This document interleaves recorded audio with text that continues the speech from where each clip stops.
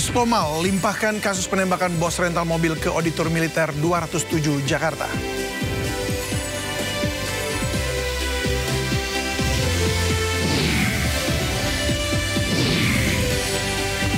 Mahkamah Agung mengusulkan pemberhentian sementara ex-Ketua Pengadilan Negeri Surabaya Rudi Suparmono sebagai hakim.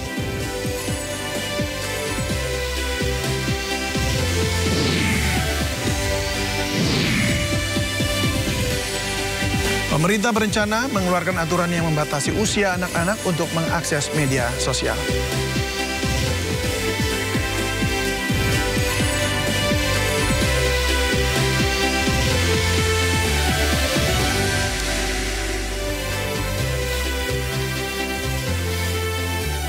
Ya, selamat sore pemirsa. Kami juga nanti akan membahas mengenai rencana pemerintah untuk mengeluarkan aturan yang membatasi usia anak-anak untuk mengakses media sosial. Ini pastinya minimum, usia minimumnya. Bersama saya David Silahoy, Anda menyaksikan Sido Sore.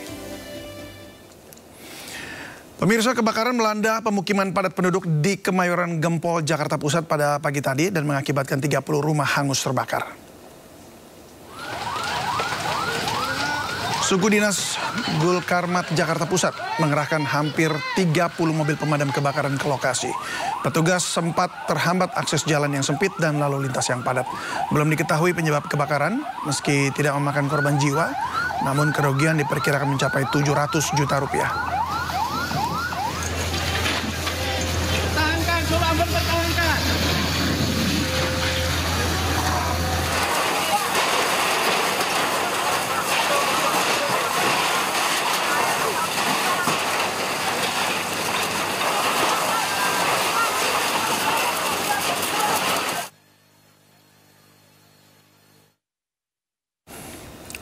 Pusat Polisi Militer TNI Angkatan Laut telah menyelesaikan proses penyidikan kasus pembunuhan bos rental mobil di rest area kilometer 45 Tol Tangerang Merak yang menjerat 3 prajurit TNI Angkatan Laut. Komandan Puspomal Laksamana Muda TNI Samista menyatakan berkas perkara tersebut dilimpahkan ke Auditor Militer 207 Jakarta untuk segera disidangkan. Selama proses penyidikan, Puspomal telah memeriksa 18 saksi yang mengetahui peristiwa penembakan maupun 3 orang tersangka. Selain itu, penyidik sudah menyita sejumlah alat bukti antara lain pistol yang digunakan untuk menembak, 5 butir selongsong peluru, pakaian korban, serta mobil yang dikendarai para tersangka. Penyidik pun telah menggelar rekonstruksi untuk membuat perkara ini lebih terang dan jelas. 3 prajurit TNI Angkatan Laut yang jadi tersangka yakni Sertu AA, Sertu RH, dan Kelasi Kepala BA yang akan dijerat pasal berlapis. Sebelumnya 3 prajurit TNI Angkatan Laut menembak bos rental mobil dan seorang lainnya di rest area kilometer 45 Tol Tangerang Merak pada 2 Januari 2025 lalu. Akibat perbuatan mereka, seorang tewas dan 1 orang terluka. Tol Jakarta Merak. Dari hasil beberapa penyidikan tersebut bahwa benar, sekali lagi saya katakan, bahwa benar penembakan yang dilakukan di kilometer 50 itu adalah dilakukan oleh oknum anggota TNI Angkatan Laut. Dari hasil pemeriksaan saksi, tersangka dan dikuatkan dengan barang bukti, maka para tersangka ini cukup bukti, sekali lagi saya katakan, cukup bukti melakukan tindak pidana pembunuhan sebagaimana yang diatur pada pasal 340 KUHP, Junto 55 ayat 1, pasal 338 KUHP, Junto pasal 55 ayat 1, kemudian pasal 480 KUHP, Junto 55 1 KUHP. Dengan telah selesainya tentunya proses penyidikan yang dilakukan oleh Puspomal, maka hari ini perkara pembunuhan akan kami limpahkan kepada Auditor Militer 207 Jakarta untuk proses hukum lebih lanjut. Sebelumnya penembakan terhadap bos mobil rental terjadi pada 2 Januari lalu di rest area kilometer 45 Tol Tangerang Merak, Banten. Polisi memastikan peristiwa ini berkaitan dengan bisnis rental kendaraan.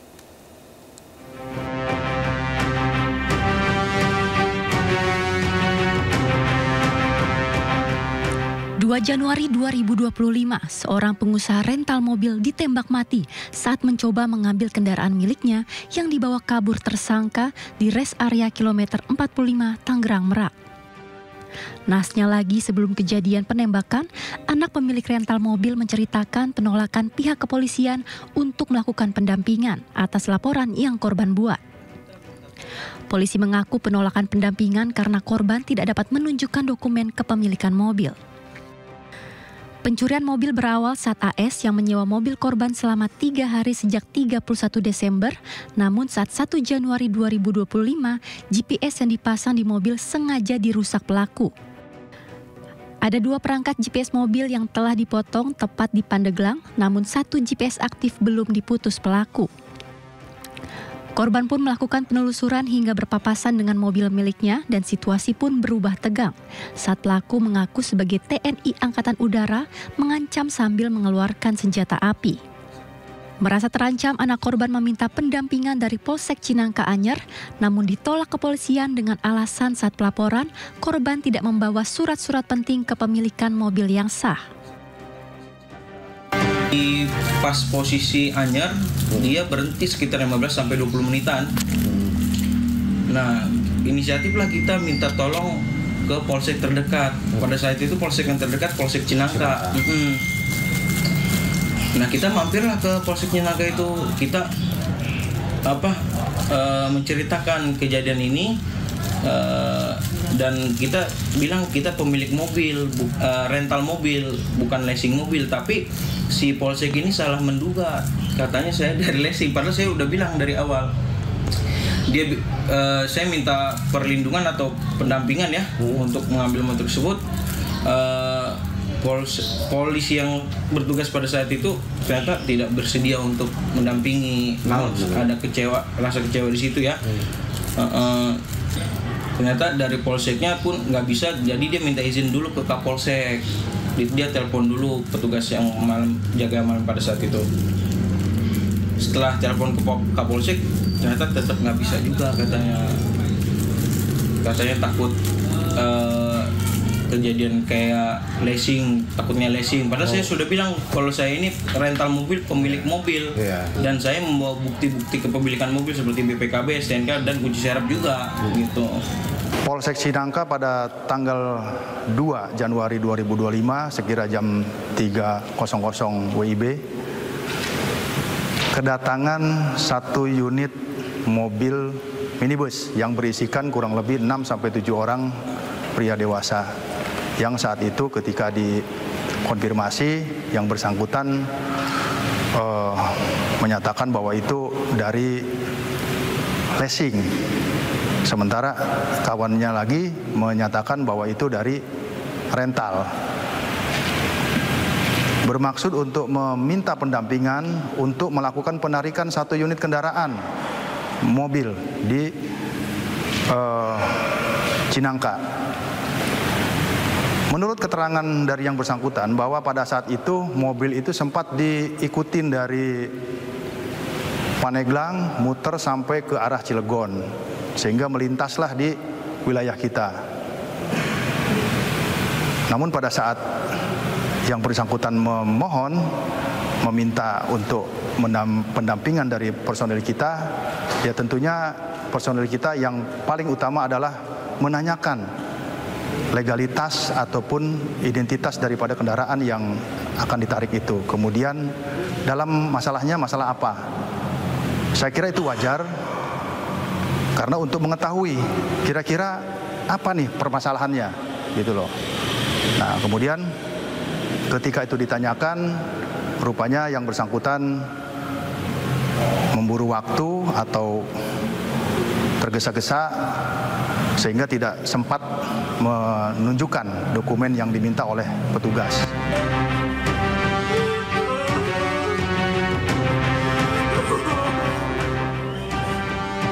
Pengejaran kembali terjadi hingga ke area tol Tangerang Merak kilometer 45. Korban pun tewas terkena tembakan di bagian dada dan tangan kiri.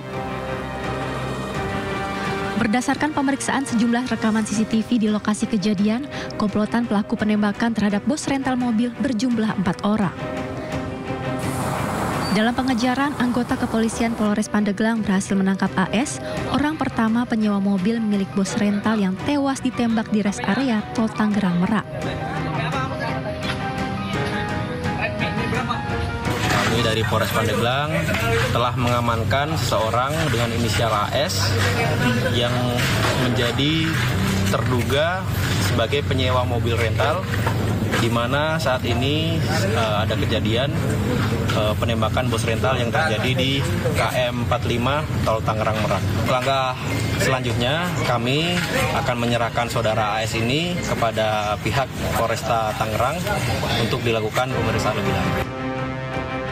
Polisi memastikan peristiwa ini berkaitan dengan bisnis rental kendaraan. Pembunuhan terhadap bos rental di Tol Tangerang Merak bukan pertama kalinya terjadi. Sebelumnya, kasus pengeroyokan bos rental mobil hingga tewas terjadi di Sukolilo, Pati, Jawa Tengah pada Juni 2024. Peristiwa pengeroyokan ini menewaskan 3 orang. Kejadian pengeroyokan bos rental bermula saat bos rental mobil dan 3 rekannya mencoba menarik mobil rental yang dibawa oleh salah satu warga Sukolilo. Alih-alih mendapatkan mobilnya kembali, 4 orang tersebut malah diteriaki sebagai maling dan dikeroyok massa. Kejadian pengeroyokan terekam video dan tersebar di media sosial. Warga Sukolilo menganiaya ketiga korban dengan anarkis. Menyusul kejadian ini, Polresta Pati, Jawa Tengah segera menetapkan tersangka, salah satunya merupakan pembawa mobil rental milik korban. Tim Liputan iNews melaporkan. Pemirsa, ex-anggota TNI menembak seorang anggota TNI hingga luka di bagian perut. Aparat gabungan mengepung rumah tempat persembunyian pelaku, namun pelaku lolos.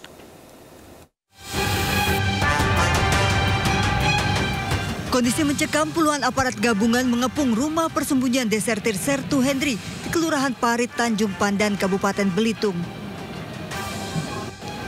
Sertu Hendri yang sudah dipecat dari TNI menembak seorang anggota TNI, Serma Randi, yang berdinas di Subden Pom Persiapan Belitung, kini dirawat intensif.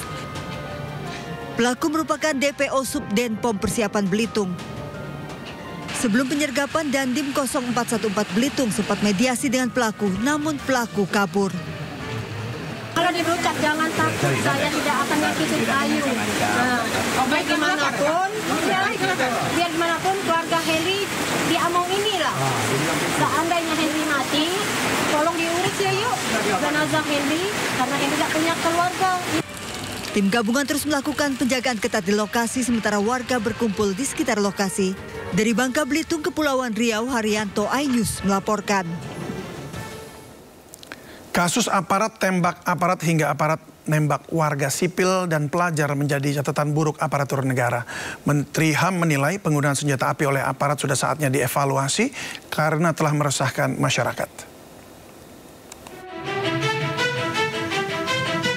Aparat negara menembak sesama aparat membuat masyarakat khawatir. Yang terbaru adalah ex-anggota TNI menembak seorang anggota TNI hingga luka di bagian perut. Aparat gabungan mengepung rumah tempat persembunyian pelaku, namun pelaku lolos. Pada November 2024 lalu, kasus polisi tembak polisi menggegerkan publik. AKP Dadang Iskandar, Kabak Ops di Polres Solok Selatan menembak AKP Rianto Ulil Ansar, Kasat Reskrim Polres Solok Selatan karena korban tidak mengindahkan permintaan pelaku untuk membantu rekannya yang ikut diamankan oleh korban dalam penertiban tambang ilegal galian C.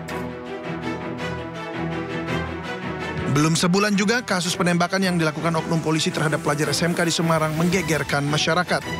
Kasus penembakan terhadap pelajar SMK Negeri 4 Semarang yang memakan korban bernama Gama Rizkinata Oktavandi menyita perhatian publik hingga DPR RI.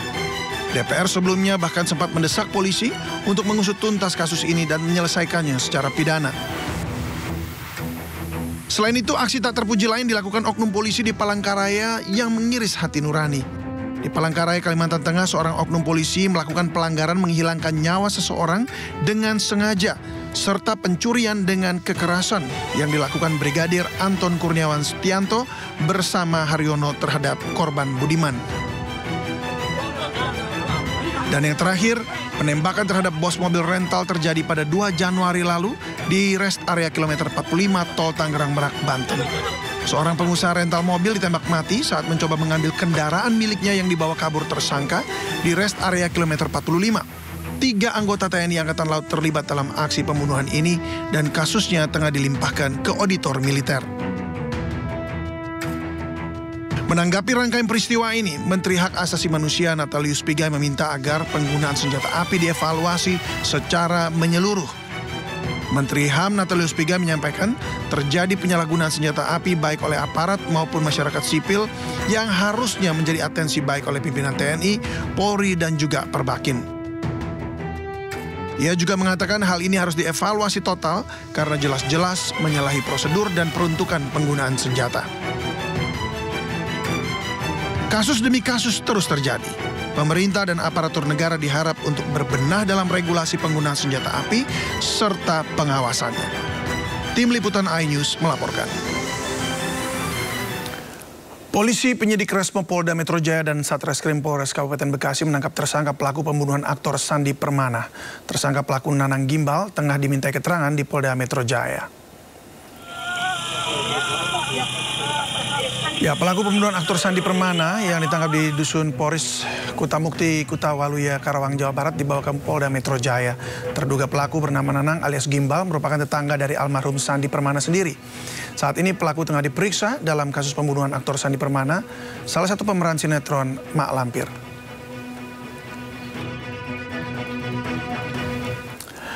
Pemeran serial Mak Lampir Sandi Permana yang tewas bersimbah darah di dekat rumahnya di perumahan Cibarusah Jaya, Kabupaten Bekasi diduga sempat berduel dengan seorang pria. Namun polisi masih terus mendalami kasus ini dan memeriksa 4 orang.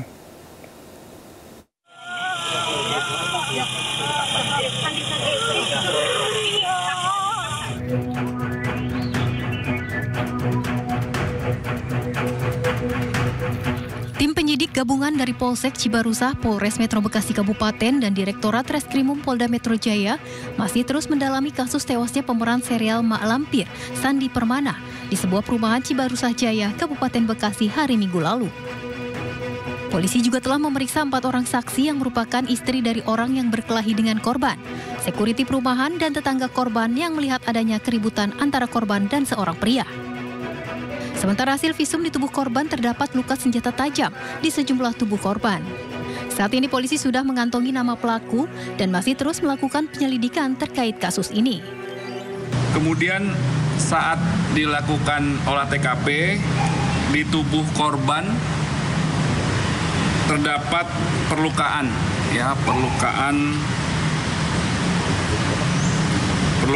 di bagian kepala bagian kiri 3 cm, lebarnya 1 cm.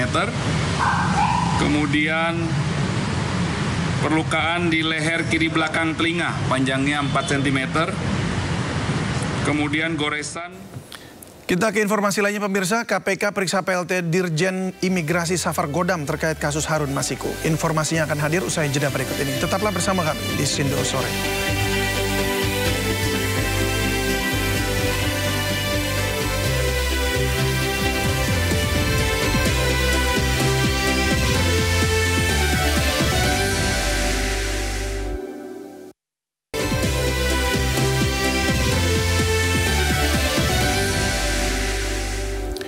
Terima kasih Anda masih bersama kami di Sindo Sore. Pemirsa, Mahkamah Agung mengusulkan pemberhentian sementara ex-Ketua Pengadilan Negeri Surabaya, Rudi Suparmono sebagai hakim. Usulan tersebut menyusul Rudi yang telah berstatus tersangka kasus suap dan gratifikasi atas vonis bebas terpidana Ronald Tanur.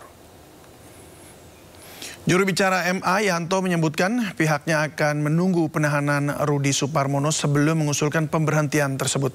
Menurut Yanto, Ketua Mahkamah Agung menghormati proses hukum yang sedang dilakukan Kejaksaan Agung dalam kasus suap dan gratifikasi vonis bebas Ronald Tanur. MA juga mendorong pihak Kejagung agar menyelidiki kasus yang menyeret Rudi Suparmono berlangsung dengan transparan, adil, serta akuntabel. Yanto menyatakan pimpinan MA meminta aparatur pengadilan agar bekerja secara profesional. Aparatur pengadilan turut diminta mengedepankan integritas dan kejujuran saat bekerja. Terhadap hal tersebut, Ketua Mahkamah Agung menyampaikan dan menghormati proses hukum yang dilakukan oleh penyidik Kejaksaan Agung. Ketua Mahkamah Agung mendorong agar proses tersebut dilaksanakan dengan tetap mengedepankan ketentuan hukum yang berlaku, serta dilaksanakan secara transparan, fair, dan akuntabel. Ketua Mahkamah Agung akan menunggu surat resmi tentang penahanan yang dilakukan kepada Saudara R dan selanjutnya akan mengusulkan pemberhentian sementara Saudara R sebagai hakim kepada Presiden. Terkait hal tersebut, pimpinan Mahkamah Agung juga menekankan kepada aparatur pengadilan seluruh Indonesia untuk tetap tenang, bekerja secara profesional, tetap menjunjung integritas dan kejujuran kepada seluruh pimpinan pengadilan tinggi. Sebelumnya penyidik Kejaksaan Agung menahan mantan Ketua Pengadilan Negeri Surabaya Rudi Suparmono. Penahanan dilakukan usai penyidik menetapkan Rudi sebagai tersangka kasus dugaan suap dan gratifikasi atas vonis bebas terpidana Ronald Tanur.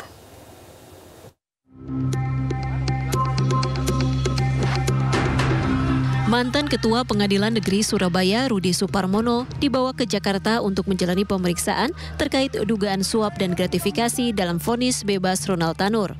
Rudi tiba di Bandara Halim Perdana Kusuma Selasa sore. Kedatangan Rudi mendapatkan pengawalan ketat dari Kejaksaan Agung dari bandara ke gedung Kejaksaan Agung. Selasa tanggal 14 Januari 2025, tim penyidik Jaksa Agung Muda Tindak Pidana Khusus telah melakukan penangkapan di Kota Palembang terhadap RS, yaitu Hakim Tinggi pada Pengadilan Tinggi Palembang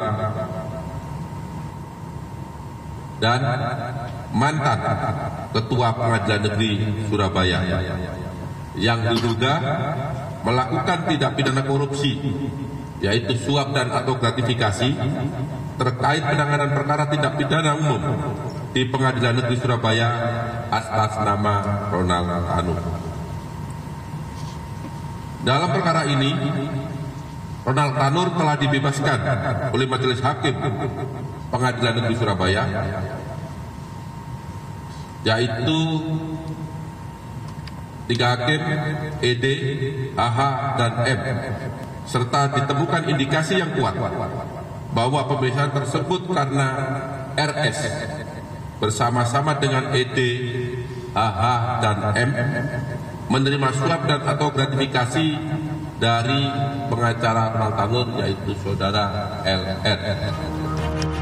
Rudi mendapat jatah $20.000 Singapura atau 237 juta rupiah guna memuluskan vonis bebas untuk Ronald Tanur, putra anggota DPR RI sekaligus tersangka pembunuh kekasihnya Dini Sera. Namun Rudi belum menerima uang tersebut karena masih berada di tangan Hakim Erin Tuah Damanik. Namun Kejagung tetap memeriksa Rudi. Terjeratnya 3 orang hakim Pengadilan Negeri Surabaya dalam kasus dugaan suap bermula dari vonis bebas yang diberikan kepada Ronald Tanur. Tak sampai di situ, kasus ini juga menguak sosok maklar kasus di lingkungan penegakan hukum dengan total nilai suap yang fantastis, yakni lebih dari 1 triliun rupiah.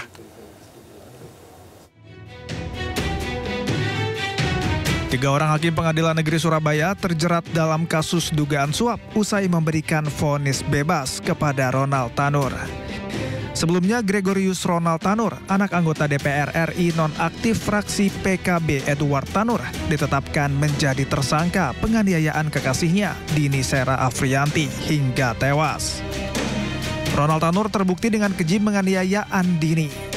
Bahkan sempat melindas lengan korban dengan ban mobil miliknya di basement sebuah tempat hiburan yang terletak di Surabaya, Jawa Timur. Namun pada Juli 2024 lalu, Gregorius Ronald Tanur justru divonis bebas oleh Pengadilan Negeri Surabaya. Dalam amar putusan, majelis hakim yang diketuai Erin Tuah Damanik membebaskan terdakwa atas segala dakwaan dari jaksa penuntut umum karena dianggap tidak terbukti secara sah dan meyakinkan bersalah melakukan pembunuhan. Meski terdapat bukti CCTV dan hasil visum, hakim memutuskan bahwa Dini meninggal karena meminum alkohol, bukan karena penganiayaan dari Ronald. Vonis bebas Ronald Tanur yang dinilai janggal memicu keprihatinan masyarakat. Sejumlah warga pun menggelar aksi keprihatinan, tabur bunga di depan kantor Pengadilan Negeri Surabaya. Tak berhenti di situ. 3 orang hakim Pengadilan Negeri Surabaya yang menjatuhkan vonis bebas kepada Ronald Tanur dipanggil kantor Pengadilan Tinggi Jawa Timur. Komisi 3 DPR RI melakukan rapat konsultasi dengan Komisi Yudisial membahas pengawasan terhadap vonis bebas yang diberikan oleh 3 hakim PN Surabaya kepada Ronald Tanur. Dalam rapat tersebut, Komisi Yudisial mengungkapkan ketiga hakim tersebut telah diberhentikan. Pada 23 Oktober 2024, Mahkamah Agung mengabulkan permohonan kasasi Jaksa Penuntut Umum dalam kasus Ronald Tanur. Vonis bebas dibatalkan dan memutuskan Ronald Tanur dikenai hukuman 5 tahun penjara. Kemudian membatalkan putusan Pengadilan Negeri Surabaya nomor 454/PB 2024/PN Surabaya tanggal 24 Juli 2024 tersebut. Kemudian mengadili sendiri. 1. Menyatakan terdakwa Gregorius Ronald Tanur, anak dari Idbar Tanur, telah terbukti secara sah dan meyakinkan bersalah melakukan tindak pidana penganiayaan yang mengakibatkan mati. 2. Menjatuhkan pidana kepada terdakwa oleh karena itu dengan pidana penjara selama 5 tahun. Usai vonis bebasnya dibatalkan, Gregorius Ronald Tanur ditangkap di sebuah rumah di kawasan Pakuwon City, Surabaya pada 28 Oktober 2024. Ronald Tanur langsung ditahan di rutan kelas 1 Surabaya.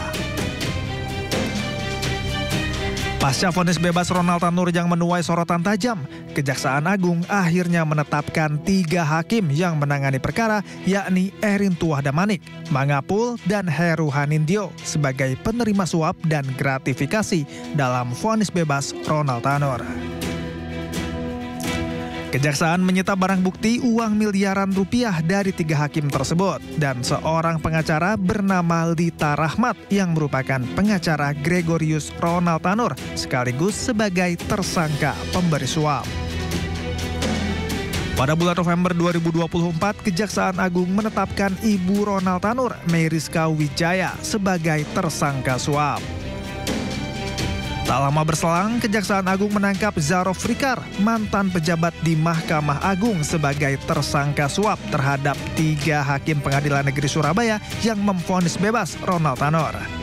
Dari penangkapan Zarof Rikar sebagai makelar kasus, diduga ada permufakatan jahat yang menyuap Majelis Hakim Kasasi perkara Ronald sebesar 5 miliar rupiah agar putusannya menguatkan vonis bebas Majelis Hakim PN Surabaya.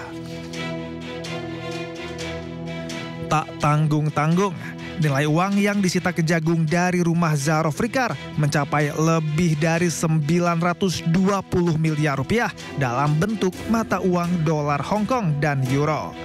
Selain itu, Kejaksaan Agung juga menyita emas logam mulia seberat 51 kg. Zarof Rikar mengaku mengumpulkan uang itu dari gratifikasi penanganan sejumlah perkara saat ia masih menjadi pejabat di Mahkamah Agung.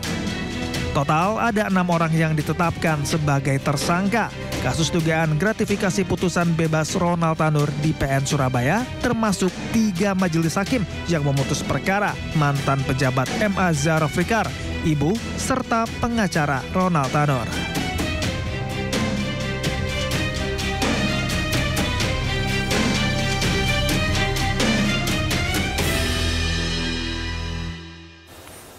Pemirsa, Komisi Pemberantasan Korupsi hari ini memeriksa sejumlah saksi terkait kasus suap Harun Masiku.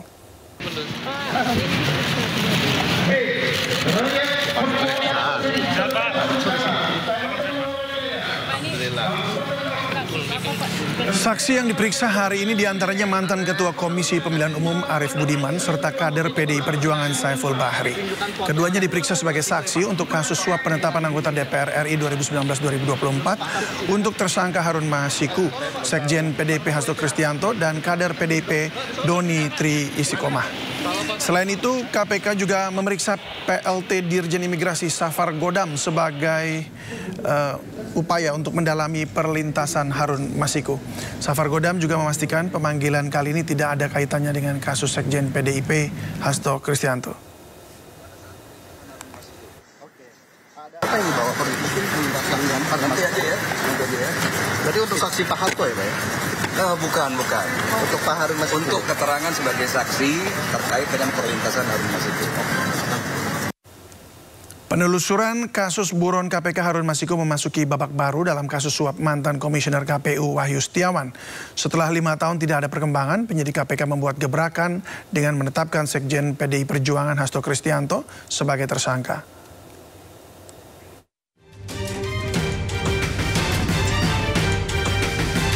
Kasus suap ex-kader PDI Perjuangan Harun Masiku memasuki babak baru. Sehari menjelang Natal, Selasa 24 Desember 2024, KPK resmi mengumumkan penetapan Sekjen PDIP Hasto Kristianto sebagai tersangka kasus suap pergantian antar waktu Harun Masiku. Ketua Komisi Pemberantasan Korupsi Setio Budianto dalam konferensi pers menyebut, Hasto secara aktif melakukan upaya menggagalkan Rizky Aprilia sebagai caleg DPR RI terpilih tahun 2019 menggantikan Nazarudin Kemas yang meninggal dengan suara 44.402. HK bahkan disebut membuat rencana agar posisi Nazarudin bisa digantikan Harun Masiku yang hanya memperoleh 5.878 suara. Termasuk melakukan penyuapan pada Wahyu Setiawan yang saat itu berstatus komisioner KPU. Usai melakukan penyidikan, KPK pun resmi mengumumkan Hasto terlibat kasus tindak pidana korupsi, yakni memberi hadiah atau janji kepada pegawai negeri atau penyelenggara negara, yaitu Wahyu Setiawan, anggota KPU periode 2017-2022. Hasto juga diduga sebagai otak di balik buronnya Harun Masiku. Saat proses penyidikan terhadap perkara HM dan upaya pencarian DPO HM ini dilakukan secara sangat serius, juga dilakukan tidak mengenal waktu, bahkan banyak melakukan koordinasi dengan berbagai pihak. Penyidik menemukan adanya bukti keterlibatan saudara HK yang bersangkutan selaku Sekjen PDI Perjuangan.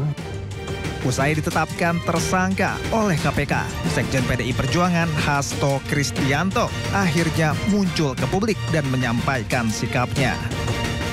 Atas penetapan tersangka, Hasto mengaku tetap menghormati keputusan dari Komisi Pemberantasan Korupsi. Setelah penetapan saya sebagai tersangka oleh KPK, maka sikap dari PD Perjuangan adalah menghormati keputusan dari KPK. Kami adalah warga negara yang taat hukum. PD Perjuangan adalah partai yang menjunjung tinggi supremasi hukum. Menanggapi hal ini, PDI Perjuangan menyebut penetapan Hasto sebagai tersangka kasus Harun Masiku merupakan politisasi hukum. Kami menduga memang kasus ini lebih terlihat seperti teror terhadap Sekjen DPP PDI Perjuangan. Dan keseluruhan proses ini sangat kental aroma politisasi hukum dan kriminalisasi. Pencarian buronan Harun Masiku turut menyeret mantan Menteri Hukum dan HAM Yasona Lauli yang juga politikus PDI Perjuangan. Di mana KPK memeriksa Yasona terkait dugaan kasus suap pergantian antar waktu anggota DPR yang melibatkan Harun Masiku. Saya mengirim surat permintaan fatwa ke Mahkamah Agung. Ya, karena waktu proses pencalekan itu terjadi tafsir yang berbeda setelah ada judicial review ada keputusan Mahkamah Agung nomor 57 ya. 57. Kemudian DPP mengirim surat tentang penetapan caleg, ya. Kemudian KPU tidak menanggapi berbeda. Kemudian kita minta fatwa kepada Mahkamah Agung. KPK telah meminta imigrasi mencegah Hasto Kristianto dan ex-Menkumham Yasona Laili terkait penyidikan dugaan kasus suap pergantian antar waktu yang melibatkan Harun Masiku. Tindakan larangan bepergian ke luar negeri tersebut dilakukan oleh penyidik karena keberadaan yang bersangkutan di wilayah Indonesia dibutuhkan dalam rangka proses penyidikan dugaan tindak pidana korupsi sebagaimana tersebut di atas. Keputusan ini berlaku untuk 6 bulan ke depan. Sebelumnya, Hasto pernah diperiksa oleh KPK, yakni pada 10 Juni 2024 sebagai saksi dugaan suap ex-kader PDIP Harun Masiku yang masih buron. Dalam pemeriksaan ini, Hasto tak terima Kusnadi staf yang menemaninya turut digeledah penyidik KPK, termasuk menyita 3 buah handphone, kartu ATM, dan buku catatan miliknya. Hasto dijerat pasal 5 ayat 1 Undang-Undang Nomor 31 Tahun 1999 dan pasal 12 Undang-Undang Nomor 13 Tahun 2019 tentang tindak pidana korupsi dan pasal 5 tentang perintangan penyidikan. Tim Liputan iNews melaporkan. Kita ke perairan di Tangerang, pemirsa. Selain di Tangerang, maksud kami, pagar laut kembali ditemukan di perairan Tarumajaya, Kabupaten Bekasi, Jawa Barat. Sejumlah nelayan protes. Namun Dinas Kelautan dan Perikanan Provinsi Jawa Barat menyebut pagar laut merupakan kerjasama pemerintah dan swasta.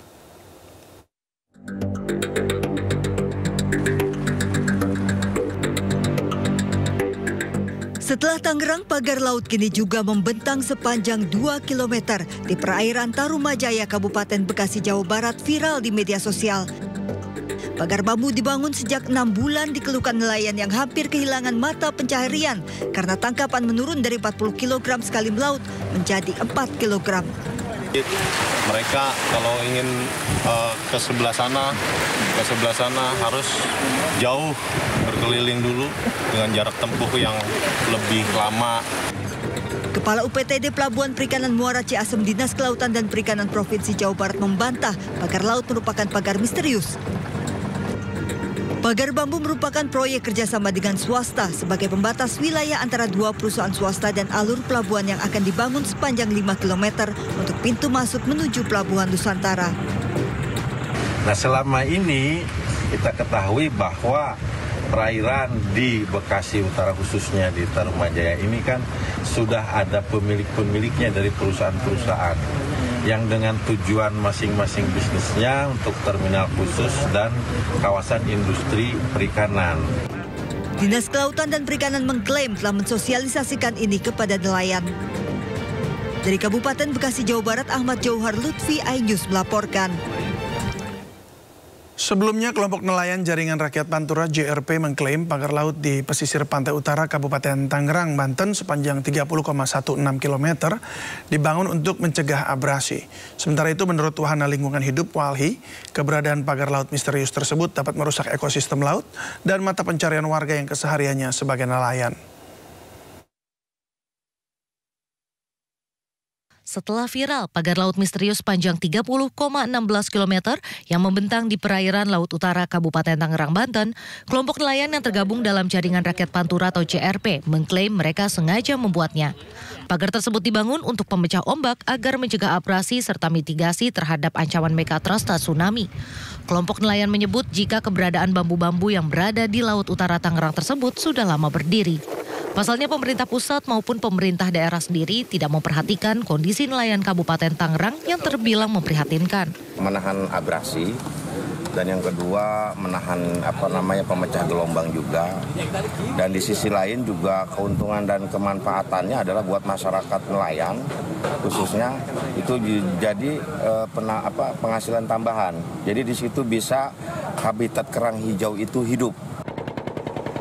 Sementara itu, beberapa pihak menilai keberadaan pagar laut tersebut justru menyulitkan nelayan ketika hendak melaut.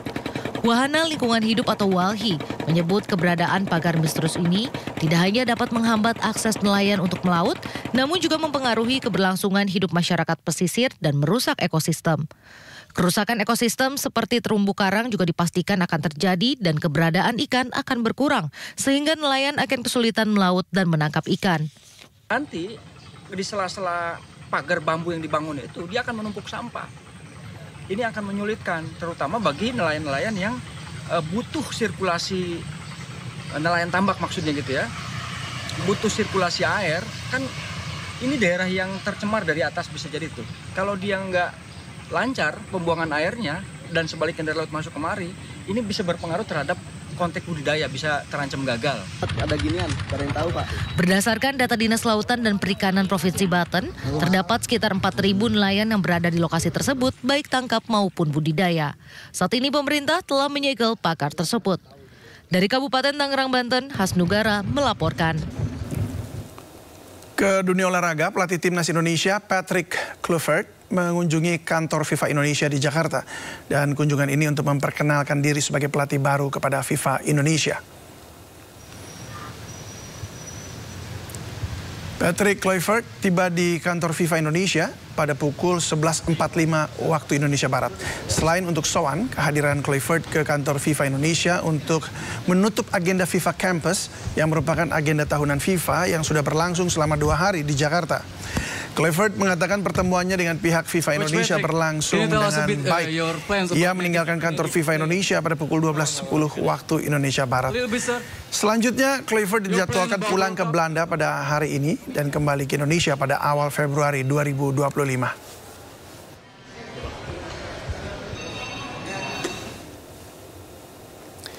Momen pelatih timnas Indonesia Patrick Kluivert makan nasi padang viral di media sosial. Dalam video tersebut, Kluivert nampak antusias menikmati hidangan khas Minang.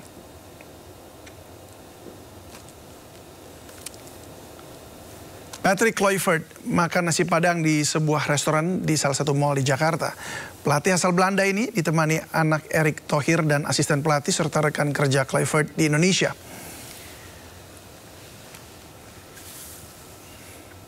Ya, dan Kluivert juga terlihat antusias serta menikmati hidangan asal tanah Minang ini. Kehadiran Kluivert ini menjadi perhatian. Usai makan malam, Kluivert berkesempatan berfoto bersama beberapa karyawan dari restoran.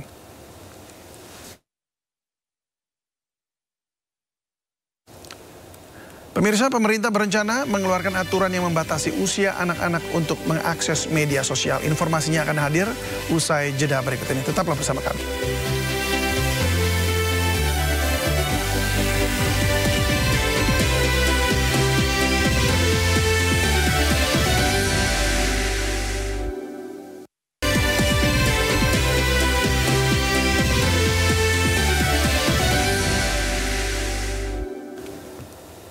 Terima kasih Anda masih bersama kami di Sindo Sore. Pemirsa, pemerintah berencana mengeluarkan aturan yang membatasi usia anak-anak untuk mengakses media sosial. Tujuannya untuk melindungi anak-anak dari potensi bahaya di ranah digital.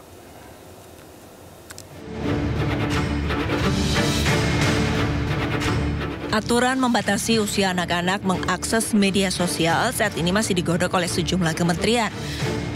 Menteri Komunikasi dan Digital Muti Hafid mengungkap rencana untuk melindungi anak-anak dari potensi bahaya di ranah digital. Sambil menjembatani aturan yang lebih ajak, pemerintah akan mengeluarkan aturan pemerintah terlebih dahulu. Gitu, sambil kemudian kajian yang terkait dengan perlindungan anak lebih kuatnya lagi, yang memang tidak bisa di ranah kementerian karena harus melibatkan DPR, itu juga kita akan siapkan. Jadi sambil menjembatani sekali lagi kita keluarkan aturannya sambil bicara dengan DPR mengenai apa yang aturan undang-undang seperti apa yang kita bisa keluarkan untuk melindungi anak-anak kita. Menteri Pemberdayaan Perempuan dan Perlindungan Anak Arifatul Fauzi memastikan segala aturan yang nanti dibuat telah melalui kajian yang panjang.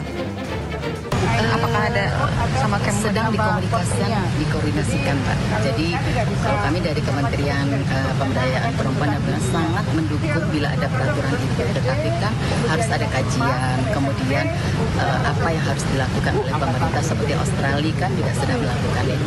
Ini juga jadi pembahasan, kita lihat aja mudah-mudahan nanti ada kabar baik. Saat ini ada 5 negara yang telah menerapkan pembatasan usia untuk mengakses gadget dan media sosial. Australia menetapkan batas usia minimum untuk akses media sosial adalah 16 tahun. Aturan ini sudah mulai berlaku sejak awal tahun 2025. Prancis menerapkan aturan bagi anak di bawah 15 tahun, wajib mendapatkan izin dari orang tua untuk membuat akun di media sosial. Sementara di Vietnam menetapkan pembatasan durasi main game online. Tidak hanya itu, mereka juga meminta verifikasi identitas pengguna untuk fitur live streaming. Di Cina, anak-anak dilarang mengakses perangkat digital antara jam 10 malam hingga jam 6 pagi. Sementara Amerika Serikat melarang anak di bawah 14 tahun menggunakan media sosial. Tim Liputan, iNews melaporkan. Untuk membahas terkait aturan pembatasan akses media sosial pada anak, kita akan membahasnya bersama Wakil Ketua Komisi 1 DPR RI, Dave Laksono. Selamat sore, Bung Dave. Selamat sore, gimana kabarnya? Sehat? Kabar baik. Terima kasih, Bung Dave. Sehat-sehat juga ya. Sehat. Baik, terima kasih sudah hadir. Dan juga Direktur Eksekutif Southeast Asia Freedom of Expression Network atau SafeNet, Nenden Sekar Arum. Selamat sore, Mbak Nenden. Halo, selamat sore Mas David, Mas Dave. Ya, terima kasih sudah hadir bersama dengan kami di Sindo Sore. Saya ke Bung Dave dulu. Bung Dave, ini pemerintah akan buat aturan batasi usia anak untuk akses medsos. Bagaimana Komisi 1 melihat hal ini? Ya, ini memang suatu kebutuhan ya. Kita kan melihat bahwa ada beberapa perilaku yang menyimpang, terus juga ada juga ideologi-ideologi yang keluar dari pemahaman kita yang terus beredar di media sosial. Dan itu tidak hanya mengena kepada anak-anak, tapi mengena juga kepada remaja atau bahkan juga orang dewasa. Nah, apalagi anak-anak yang mungkin jiwanya masih labil, pemikirannya juga masih belum terbentuk, karakternya juga masih belum menjadi. Nah, ini jadi masa-masa pembentukan ya, forming years ini atau golden years-nya buat anak-anak, jangan sampai dirusak hanya karena mereka terkorupsi dengan konten-konten yang negatif, konten-konten yang dewasa, konten-konten yang tidak sesuai dengan usia mereka. Nah, ini harus kita jaga dan harus ada ketegasan dari pemerintah untuk melakukan perlindungan kepada anak-anak kita. Dan seperti tadi disampaikan oleh Bu Menkom Digi ya, sementara waktu dibuat peraturan pemerintah dahulu, lalu sempat dikaji, dilihat seberapa efektifnya peraturan tersebut bisa teraplikasi di dunia digital, teraplikasi di dalam kehidupan sehari-hari, bila mana memang dirasakan dan dilihat membutuhkan suatu kekuatan hukum yang lebih jelas lagi, ya bisa kita buat undang-undang berkaitan dengan hal ini, nggak masalah. Ya baik, tapi ini RUU PDP yang khususnya ada kaitannya dengan batas usia akses medsos ini sampai sekarang tampaknya nggak tahu, saya mesti konfirmasi lagi. Udah disahkan belum ya jadi undang-undang? Udah tidak. Undang-undangnya sudah disahkan, sudah beberapa tahun yang lalu. Yang terkait dengan ini, artinya dengan batas usia aksesnya itu apakah sudah dimasukkan gitu? Nah, kalau untuk detail usia medsos itu terpisah ya. Karena kalau PDP itu kan perlindungan data pribadi, bukan untuk media sosial. Jadi tidak masuk ya di dalam PDP itu ya? Jadi bukan di dalam bagian PDP. Jadi ditetapkan, tapi di dalam aturan baik PDP ataupun ITE itu sebenarnya cukup untuk menjadi payung hukum untuk pemerintah membuat peraturan pemerintah untuk mengatur usia sosial media ya, usia anak menggunakan sosial media. Nah, tapi kita lihat basic practices-nya kan, seperti tadi dipaparkan di Perancis, di Australia, juga di Vietnam dan di Amerika. Nah, bila mana kita lihat di sana itu mereka untuk memperkuat memperkuat posisi pemerintah dalam menegakkan aturan ini, dalam juga meningkatkan perlindungan kepada anak-anak kita, sehingga dibuat undang-undang. Tidak ada salahnya kita membuat undang-undang. Jadi artinya nanti akan bentuknya betul-betul undang-undang, ada RUU-nya baru lagi nanti ya, khusus untuk anak-anak begitu, atau batasan usia? Ya bisa kita buat. Akan dari sekarang ya kan ini mencuat beberapa hari ini ya, jadi pembahasannya ini ya belum sampai ke sana, tapi tidak menutup kesempatan untuk dibahas ke arah sana. Baik, tapi maksudnya untuk produknya kira-kira, karena gini kan, ini memang baru dibicarakan, walaupun ini sebenarnya kan pembahasan ini di publik sudah cukup lama gitu ya. Tetapi ini kan belakangan ini baru dari Desember lah saya dengar terakhir didesak gitu. Tapi produknya itu nanti akan seperti apa aturannya yang akan dikeluarkan oleh pemerintah dan juga dibahas dengan DPR? Ya kalau ditanya seperti apa, saya belum bisa jawab ya, karena kan kita belum pernah pembahasan, itu belum melihat draftnya, kita belum melihat konsepnya seperti apa. Ya sembari kita menunggu, karena kan DPR baru akan bersidang lagi nanti setelah tanggal 20 ya. Jadi nanti berikutnya baru kita akan jadwalkan untuk kita rapat dengan mitra-mitra kita, karena ada beberapa hal juga selain pembatasan umur usia di media sosial, kan ada hal-hal yang lain yang berkaitan dengan POM-DIGI yang perlu kita putuskan dan kita sikapi, dan itu akan kita bahas secara terbatas. Baik, saya ke Mbak Nenden. Ini wacana aturan medsos untuk anak ini, tanggapan Anda bagaimana? Secara umum tentu kami mendukung ya setiap upaya untuk melindungi anak dari dampak negatif di dunia digital gitu ya. Tapi perlu dilihat lagi apakah misalnya mengeluarkan peraturan menteri atau mengeluarkan undang-undang baru itu adalah langkah yang strategis dan efektif gitu ya. Sedangkan kita tahu misalnya kalau kita dengarkan POM-DIGI ataupun tadi Kemen PPA juga memang berkiblatnya ke Australia gitu ya. Sedangkan di Australia sendiri kan sebetulnya belum efektif ya aturan soal pembatasan akses terhadap media sosial bagi anak itu. Nah, jadi saya rasa sih memang untuk menuju ke sana, misalnya dengan rencana membuat aturan baru, memang perlu ada kajian yang menyeluruh gitu ya terkait bagaimana sih konteks di Indonesia gitu ya. Karena kan konteks Australia dan Indonesia pasti ada perbedaan gitu. Jadi kita nggak bisa. Yang membedakan jadi apanya nih? Ini kan sama-sama anak-anak. Betul, pasti berbeda ya. Misalnya soal dari akses informasi, bagaimana behavior masing-masing anak di negara pasti ada perbedaannya gitu. Dan makanya penting juga kajian itu dibikin juga di Indonesia secara komprehensif untuk melihat sebetulnya apa sih trennya, kecenderungan gitu ya anak dalam mengkonsumsi media sosial di Indonesia. Aku rasa pasti ada perbedaan dan itu penting kita punya kajian yang komprehensif ketika memang mau membuat aturan baru gitu. Nah itu yang sekarang kan belum ada gitu. Nah menurutku memang yang paling penting adalah bagaimana melakukan kajian itu terlebih dahulu gitu ya. Jadi nggak perlu buru-buru mengeluarkan aturan menurut saya gitu ya. Karena aturan yang diciptakan dibuat terburu-buru tanpa ada kajian yang menyeluruh, tanpa ada konsultasi publik yang bermakna itu juga nanti hasilnya berpotensi bermasalah di kemudian hari gitu ya.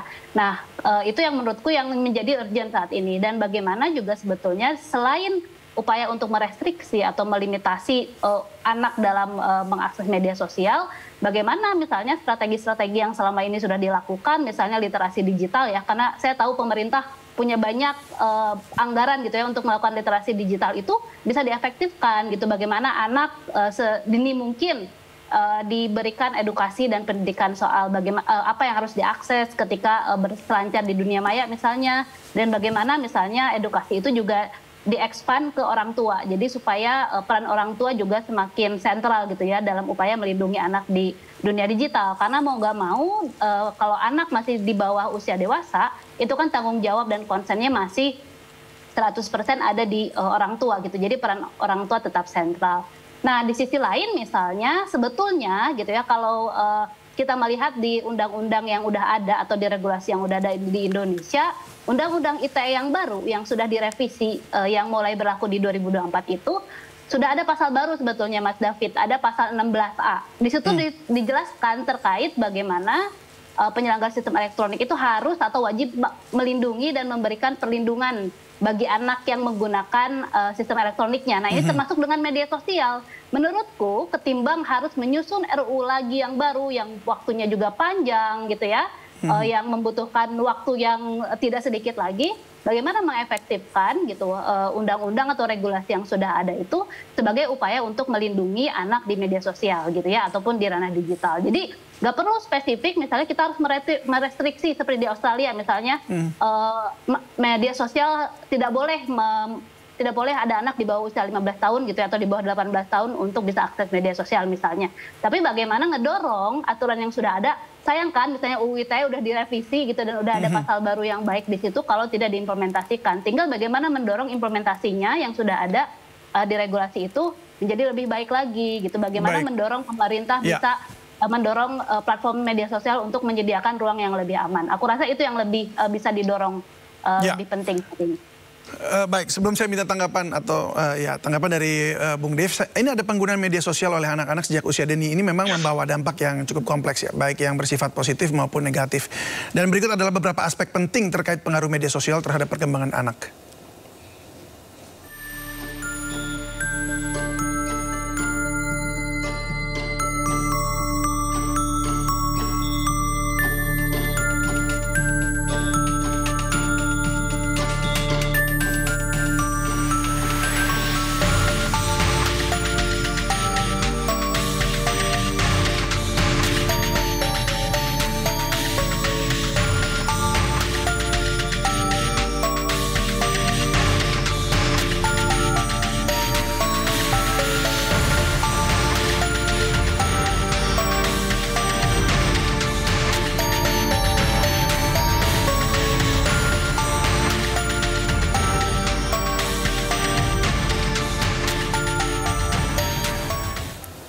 Ya, saya kembali ke Bung Dev. Apa tanggapan Anda mengenai mengefektifkan undang-undang yang udah ada, ITE misalnya?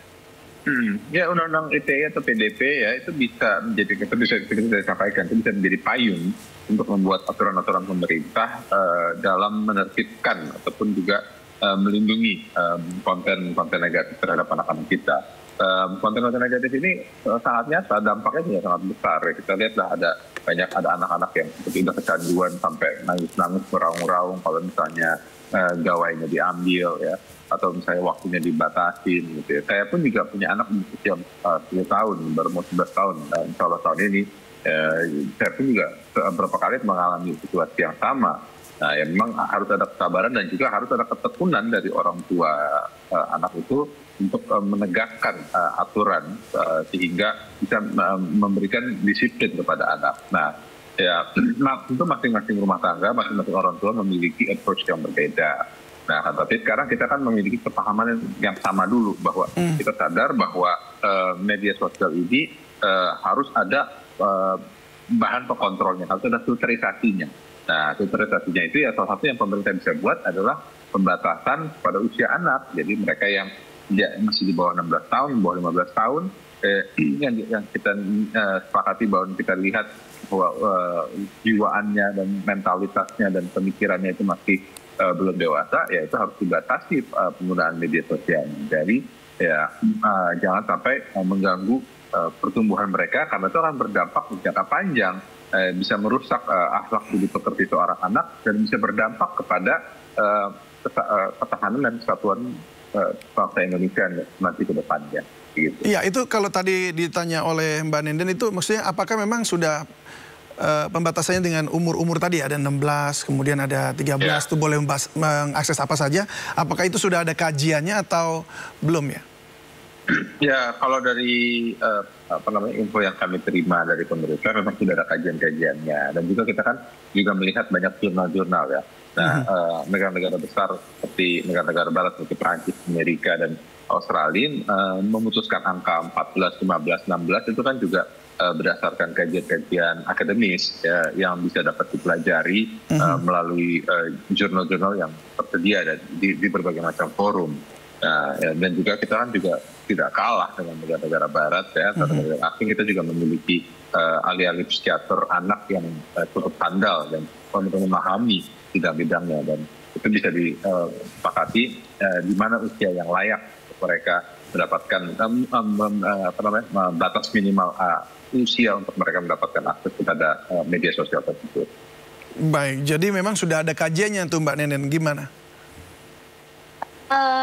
Saya rasa itu perlu dicek lagi ya, karena tadi seperti yang Bung Dev bilang di Prancis, di Amerika kan usianya beda-beda, begitu pula di Indonesia harus ada juga misalnya. Tapi kalau memang udah ada kajiannya sangat baik, bagaimana kemudian hasil kajian itu bisa diturunkan misalnya kalau memang mau jadi peraturan pemerintah, tentu saja kajian itu akan menjadi sangat bagus untuk jadi bahan misalnya naskah akademik dalam proses penyusunan peraturan menteri misalnya atau peraturan pemerintah. Tapi kajian itu kan tidak sebatas cuman kajian ya, bagaimana kemudian membuka ruang partisipasi publik yang lebih luas juga menjadi sangat penting gitu. Karena kenapa ini penting misalnya melibatkan lagi masyarakat sipil, akademisi yang lain gitu ya, atau bahkan expert IT-nya itu sendiri mungkin juga menjadi salah satu hal yang penting untuk memberikan perspektif yang lebih luas sehingga nanti dalam proses peraturan pemerintahnya itu meminimalisasi adanya misalnya masalah di kemudian hari ataupun ada potensi penyalahgunaan gitu. Karena selama ini kita lihat misalnya aturan-aturan yang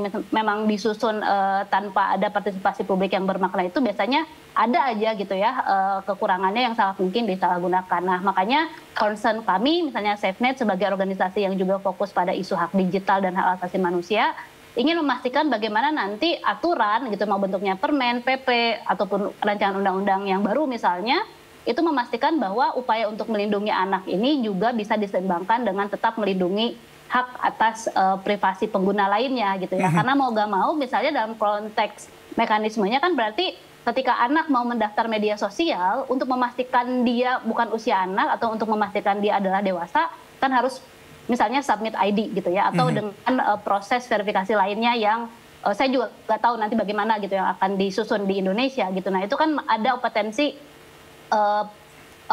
penyalahgunaan misalnya pelanggaran privasi gitu ya ataupun upaya pemantauan dan lain-lain. Nah hal itu yang sebetulnya perlu dipertimbangkan dengan matang untuk memastikan bahwa risiko-risiko tersebut bisa diminimalisasi dan tentu saja anak juga sesuai dengan objektifnya gitu ya anak juga akan tetap terlindungi dari hal negatif di media sosial ataupun di internet gitu ya dan juga bagaimana kebijakan yang tadi sekali lagi ya kebijakan atau aturan yang nanti akan dibikin sebisa mungkin minim gitu ya potensi penyalahgunaannya itu menjadi salah satu hal yang penting juga. Baik, itu bisa menjadi catatan juga berarti bagi Komisi 1. Tapi Bung Dev terakhir ini silakan. Tadi Anda juga menyebutkan dan tadi juga disampaikan bagaimana mengimplementasikannya ya tadi oleh Mbak Nenden itu. Dan orang tua ternyata itu jadi satu paket dengan undang-undang yang udah disiapkan begitu ataupun yang akan disiapkan nanti pada aturan turunannya. Nah ini sebenarnya selama ini apakah memang kita orang tua gitu, saya juga orang tua gitu. Ini kita gagal gitu dalam mengimplementasikan undang-undang atau bagaimana caranya supaya bisa sejalan dengan undang-undang yang udah dibangun? Iya, makanya kalau kita lihat, ini aku juga dapat sekilas ya dari aturan yang dibuat di negara-negara asing itu, yang dikejar itu adalah aplikatornya, agregatornya, mereka yang harus melakukan restriction atau pembatasan kepada anak-anak yang di bawah usia tersebut gitu. Jadi jangan sampai orang tua dan anak yang dikejar, gitu. Jangan sampai jadi nanti ini menjadi suatu pasal di mana orang tua dan anak itu akhirnya bisa diproses oleh kepolisian karena menggunakan ataupun mendownload media sosial. Jadi yang harus dikejar itu adalah justru sumbernya. Nah, dan mereka pun juga harus bisa membuat algoritma yang sesuai. Jadi jangan sampai ada konten-konten yang mohon maaf ya, yang berbau pornografi, yang berbau kekerasan, yang menyebarkan kebencian, berita hoax itu terus tersiar di media, di forum-forumnya mereka, di platform-platformnya mereka. Jadi berarti harus ada sanksinya juga ya bagi para agregator juga ya. Jadi konglomerasi besar itulah yang mereka yang harus membuat lapisan-lapisan untuk melindungi generasi muda bangsa Indonesia. Baik, terima kasih Wakil Ketua Komisi 1 DPR RI, Bung Dev Laksono, dan juga Direktur Eksekutif Southeast Asia Freedom of Expression Network, SafeNet, Nenden Sekar Arum. Selamat sore, salam sehat selalu. Ya, pemirsa, kita ke informasi lainnya. Fenomena berburu koin jagat yang tengah viral menyebabkan kerusakan pada fasilitas umum serta menimbulkan keresahan di masyarakat. Menteri Komunikasi dan Digital Mutia Hafid menegaskan akan menindak aplikasi tersebut jika terbukti membawa dampak negatif bagi warga.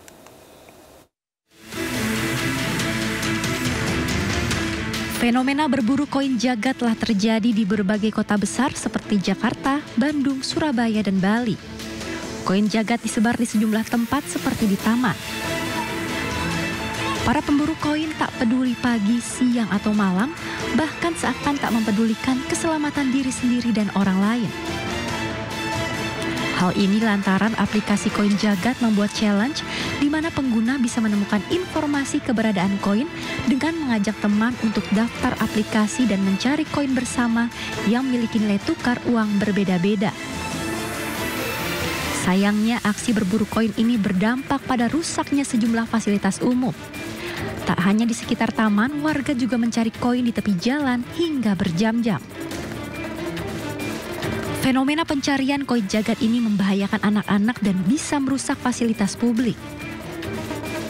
Menteri Komunikasi dan Digital Mutia Hafid menegaskan pihaknya akan mengkaji aplikasi tersebut jika bertentangan dengan aturan dan berdampak negatif bagi warga, maka pihaknya akan menindak aplikasi itu. Kita akan pelajari dulu, nanti tentu juga ini di bawah Pak Alex di Dirjen Pengawasan Ruang Digital untuk dipelajari apa sebetulnya aplikasi ini, kerugian seperti apa dampaknya, kemudian juga aturan-aturan mana yang bertentangan dengan undang-undang ataupun aturan yang ada untuk kemudian kita ambil langkah tegas jika ada pelanggaran terhadap peraturan dan juga perundang-undangan yang berlaku. Akibat yang muncul dari aksi berburu koin ini, Kabid Humas Polda Metro Jaya akan memproses hukum apabila ada masyarakat yang merasa dirugikan. Saat ini cukup marak di berbagai kota, ada sekelompok orang yang mencari koin melalui aplikasi atau dari aplikasi jagat atau koin jagat. Ini kami mengimbau untuk melakukan kegiatan tersebut dengan baik, ramah lingkungan, tidak merugikan orang lain, tidak merusak, dan lain sebagainya ya. Selain itu, jika permainan ini mulai meresahkan masyarakat, kepolisian juga akan memanggil pembuat game aplikasi koin jagat ini. Tim Liputan iNews melaporkan. Kita ke informasi lainnya. Menko Hukum HAM, Imigrasi dan Pemasyarakatan Yusril Iza Mahendra menyebut Mahkamah Konstitusi berpeluang membatalkan parliamentary threshold. Ia menilai putusan MK yang membatalkan ketentuan ambang batas pencalonan presiden dan wakil presiden atau presidential threshold sebesar 20% akan berdampak terhadap ketentuan ambang batas parlemen. Keputusan itu bisa memberikan harapan kepada partai politik untuk berkembang dalam demokrasi Indonesia yang lebih sehat. Parpol memiliki peluang memiliki wakil rakyat di DPR, apalagi jika jumlah fraksinya dibatasi maksimal 10 fraksi. Menurut Yusril, partai yang memiliki sedikit kursi bisa membentuk satu fraksi di parlemen dengan partai lain, sehingga bisa memiliki satu orang wakil di parlemen. Ya, memang kan selama ini presidential threshold dan parliamentary threshold itu dianggap menutup kesempatan bagi perkembangan demokrasi yang sehat. Jadi suara rakyat itu jangan sampai ada sesuatu yang terbuang. Seperti misalnya dalam pemilu tahun 2019 sebagai satu contoh, itu kalau partai-partai politik yang tidak memenuhi parliamentary threshold kalau digabung, jumlahnya besar sekali. Dan karena itu sebenarnya suara rakyat jangan sampai ada yang terbuang. Tapi yang menurut pendapat saya pribadi, ya lebih baik dibatasi jumlah fraksi di DPR. Misalnya jumlah fraksinya 10 fraksi yang ada di DPR. Jadi kalau partai itu kurang daripada 10%, dia bisa membentuk satu. Penyidik Korea Selatan menangkap Presiden Yoon Suk Yeol. Informasinya akan hadir usai jeda berikut ini. Tetaplah bersama kami.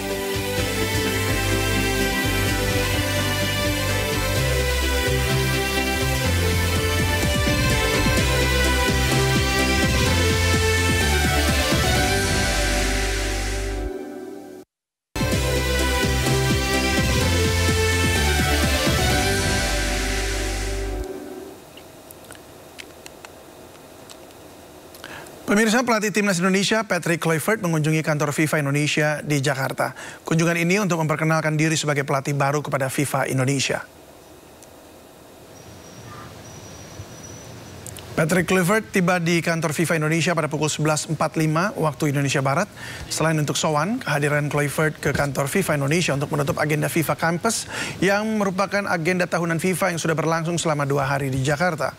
Kluivert mengatakan pertemuannya dengan pihak FIFA Indonesia berlangsung dengan baik. Ia meninggalkan kantor FIFA Indonesia pada pukul 12.10 waktu Indonesia Barat. Selanjutnya Kluivert dijadwalkan pulang ke Belanda pada hari ini dan kembali ke Indonesia pada awal Februari 2025.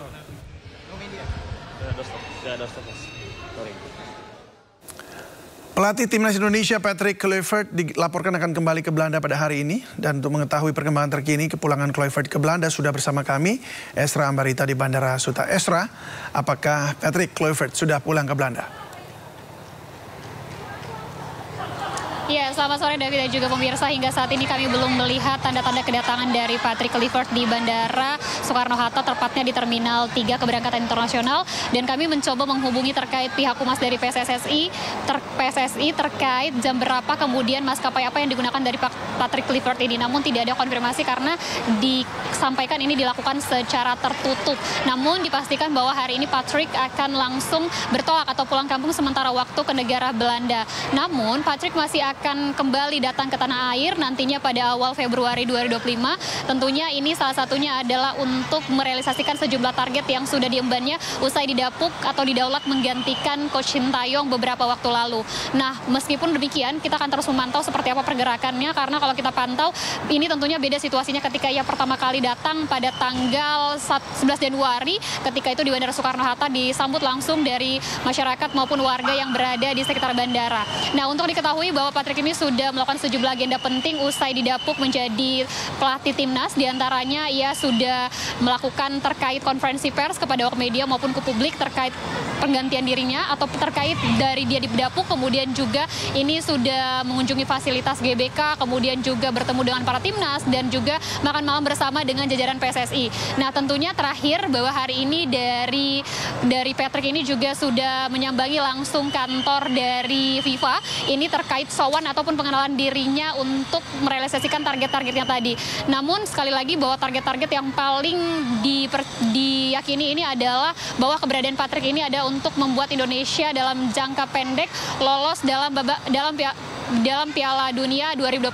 Nah, kita tunggu bersama nanti apakah nanti dari Patrick ini langsung tiba di Bandara Soekarno-Hatta dan seperti apa nanti antusias masyarakat menyambut, karena sekali lagi belum ada konfirmasi yang terkait jelasnya pukul berapa Patrick akan langsung berangkat ke negara Belanda. Dan untuk diketahui juga bahwa Patrick ini dipercaya untuk pengganti Coach Sintayong ini selama 2 tahun kontraknya, namun dengan opsi perpanjangan. Tidak sendiri, ia juga didampingi bersama 2 asistennya dan tentunya nanti kemungkinan besar juga akan ada pelatih Indonesia yang juga bekerja sama dengan Patrick terkait bagaimana merealisasikan sejumlah embaran tugas khususnya dalam kemajuan sepak bola yang ada di Indonesia. Demikian David, kembali ke Anda di studio. Baik, terima kasih Esra untuk informasinya, tapi tentunya kami tunggu laporan selanjutnya mengenai keberangkatan Patrick Kluivert. Terima kasih, selamat bertugas kembali. Pemirsa, momen pelatih Timnas Indonesia Patrick Kluivert makan nasi Padang viral di media sosial. Dalam video tersebut, Kluivert nampak antusias menikmati hidangan khas Minang.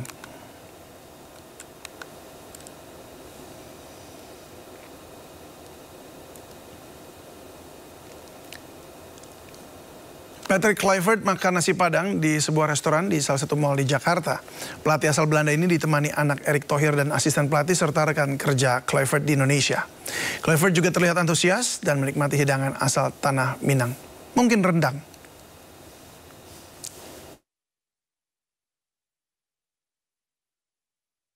Pemirsa, informasi tadi menutup Sindo Sore pada hari ini. Jangan lupa Anda bisa mendapatkan informasi terkini dan terbaru melalui portal yang menghadirkan berita daerah, berita nasional, dan berita internasional. Lengkap di sindonews.com. Saya David Silahoy, mewakili tim redaksi yang bertugas pamit undur diri. Terima kasih dan sampai jumpa.